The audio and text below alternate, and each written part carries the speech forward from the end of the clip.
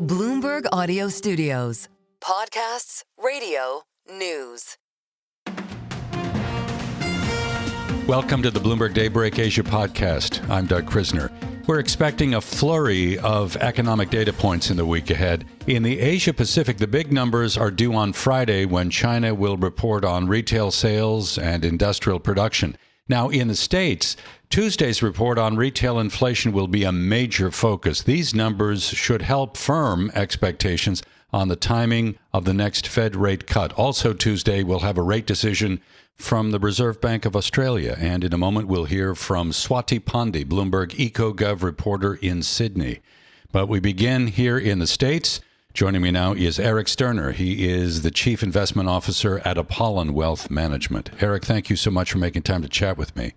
Quite a rally that we had in Big Cap Tech Friday. NASDAQ comp is at a record closing high, 21,450. Are you continuing to buy into this thesis that you got to be in Big Cap Tech, particularly given the trade in artificial intelligence?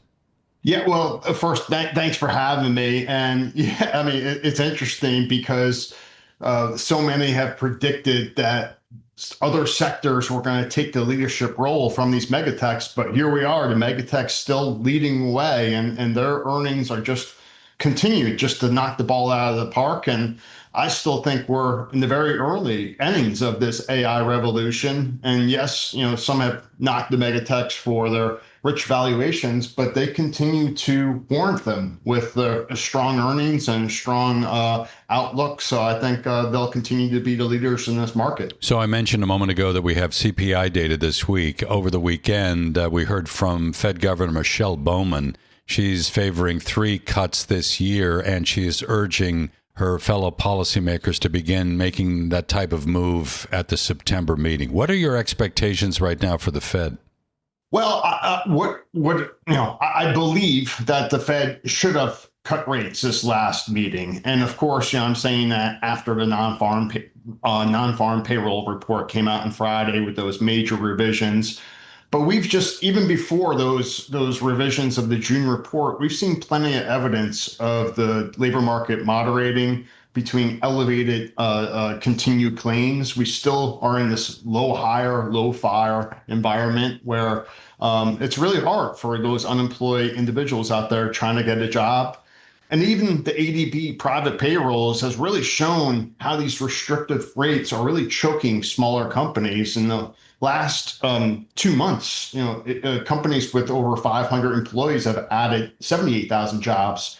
But smaller companies with less than 50 employees, they've actually shed 29,000 jobs. So I think you guys the Fed needs to be ahead of this, because once the labor market typically is the last economic indicator to fall before any economic downturn. And once that unemployment rate starts ticking higher, it can quickly gain velocity. So I'm hoping that the Fed and people like Waller and Bowman and everyone else gets on board, looks to cut rates starting in September. And who knows, maybe we'll see 3 cuts. But of course, that all depends upon how the rest of the inflation reports and labor market reports come in for the rest of the year. Most definitely. And right now, I think we can agree that inflation remains a little stubborn here at around 2.7. At the end of the week, we'll hear from the University of Michigan and 1-year inflation expectations. That will be a key number. Is there the risk that growth begins to kind of remain sluggish in the face of high inflation? And I know that the term stagflation has been thrown around a little bit lately, but is that a concern that we should kind of focus on a little bit? It's something that certainly we factor into our portfolios and as we determine allocations. It's not my base case, but certainly it's a risk that we need to account for. I mean, I think I'm not as concerned. I'm slightly concerned. And just last month or in the month of June, we saw import prices were only up 0.1%. And the May import numbers were actually down 0.4%. So I think what that's showing us is that foreign exporters are eating some of these tariffs. So that's why I don't think we're going to see, yes, we probably may see a few bumps in inflation between, the next few months, but I don't think I think it's going to be transitory in nature because we're in a much different macro environment. We see consumer spending still healthy, but moderating. Same with retail sales. So that's why I'm not as concerned about stagflation, but certainly not something we can all rule out. Are you focused squarely on the equity market these days as a place to put capital to work, or do you want to be maybe looking at portions of the fixed income markets? Yeah, no, we look at all markets, both on the public and private side. And I still think that there's great opportunities in the fixed income markets. I think the sweet spot still is in that short to intermediate range, because I think we've seen a lot of interest rate volatility between, of course, the tariff and inflation concerns, but also just our budget deficit concerns. So I think that volatility is still going to exist. So that's why I remain on the short and medium part of the fixed income curve. And then because I think we are going to have a soft landing, I really like high yields. The high yield, the credit quality within the high yield market has improved tremendously. I mean, pre-GFC, only 40% of high yields were rated double B or higher. Today, over 51% are rated double B or higher, and 85% are B or higher. So I really like the fixed income market. And then for clients that it's suitable for, we're also, when we put together portfolios, looking at the private markets between private credit, private equity, infrastructure. We know there's a lot of infrastructure spending needed in this country. So we're looking at all areas in the market, because I do think volatility will remain elevated. So we're just looking at every asset class to build a more diversified portfolio for our clients these days. Are you looking at markets offshore as well? Yes, oh, absolutely. We've always maintained allocations to international. Of course, that's really helped this year. I mean, it's been a great story on the international front. I do think that the U.S. may reassume leadership, at least for the second half of this year. Of course, the dollar depreciating is going to help companies, especially large cap companies with a lot of revenues overseas, while it's going to be a headwind for European and other countries. And I think there was so much front running on the tariffs that's as that fades, that's going to draw down on some of the profits from these European exporters. So while I still will always be an advocate for having international allocation, especially as the world backpedals from globalization, I think that's going to lower the correlation between international markets and domestic markets, which will help build more diversified portfolios. But because of those reasons, and I think the international equities are going to take a breather. Well, on the U.S. side, we've seen a lot of the cloud of uncertainty start to dissipate. We have the One Beautiful Bill law signed into place, so everyone knows, what's in that bill. And now we're starting to see trade agreements come into place with the EU, Japan, South Korea.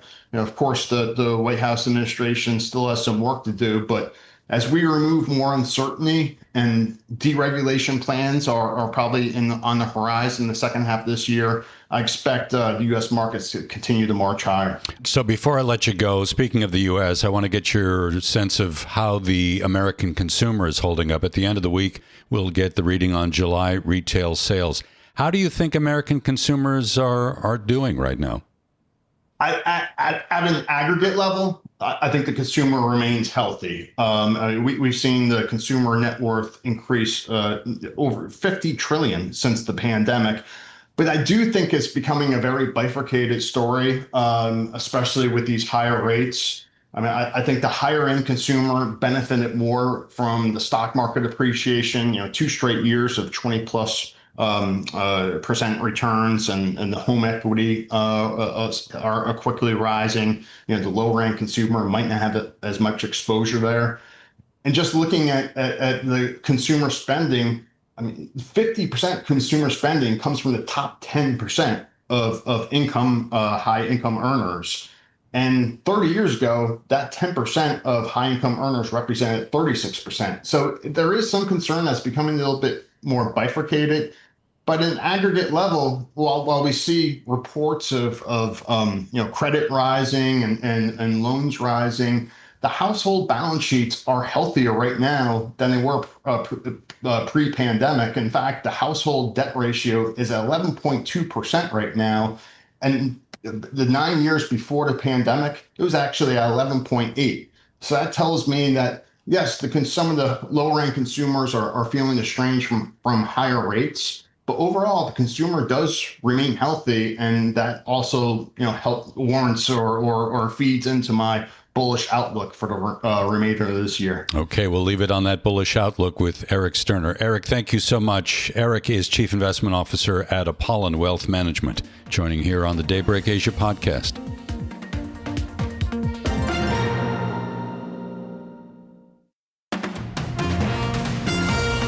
Welcome back to the Daybreak Asia podcast. I'm Doug Krisner. Traders in the Asia Pacific will be watching tomorrow's rate decision from the Reserve Bank of Australia. Now, back in July, Governor Michele Bullock faced some tough questions after the RBA held its policy rate steady. This time around, she's expected to stick with her cautious stance on the monetary policy outlook. Rebecca Jones is Bloomberg's managing editor for Australia and New Zealand. We've got an unemployment rate that's not only trending high, but it's also above what our central bank has been projecting. So it does look like it's not going to be the curveball of last month. All 27 economists that we survey are predicting that we're going to get that 25 basis point cut. That is Bloomberg's Rebecca Jones in Melbourne. For more, we heard from Swati Pandi, Bloomberg's EcoGov reporter in Sydney.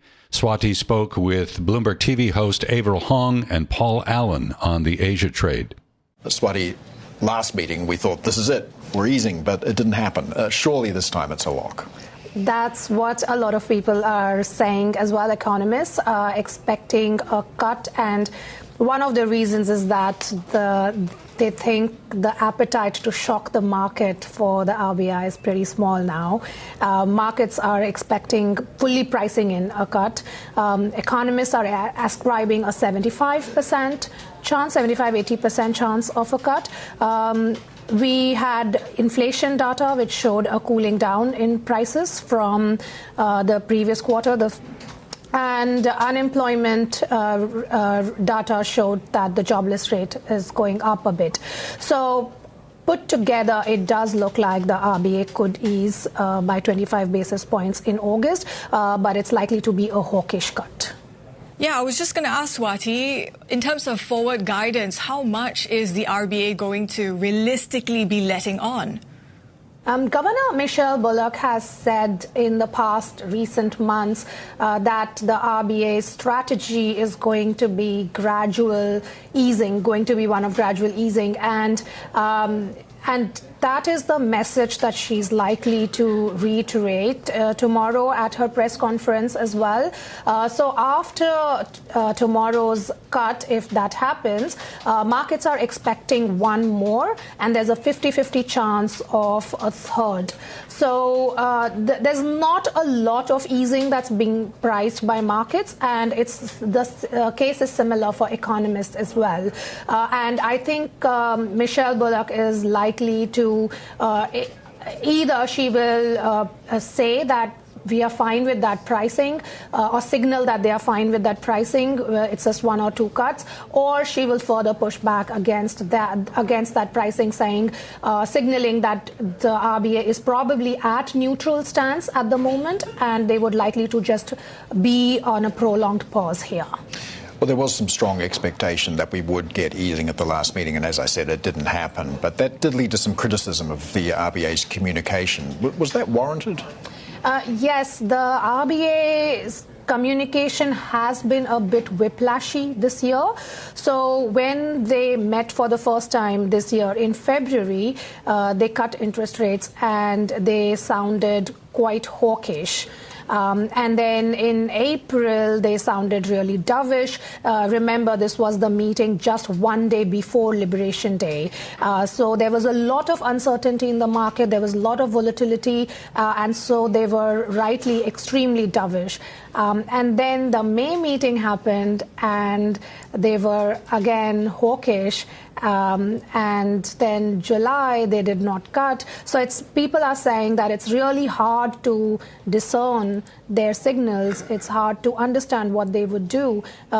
in RBA's defense, they have a new monetary policy board now, and they have a new structure where they are voting.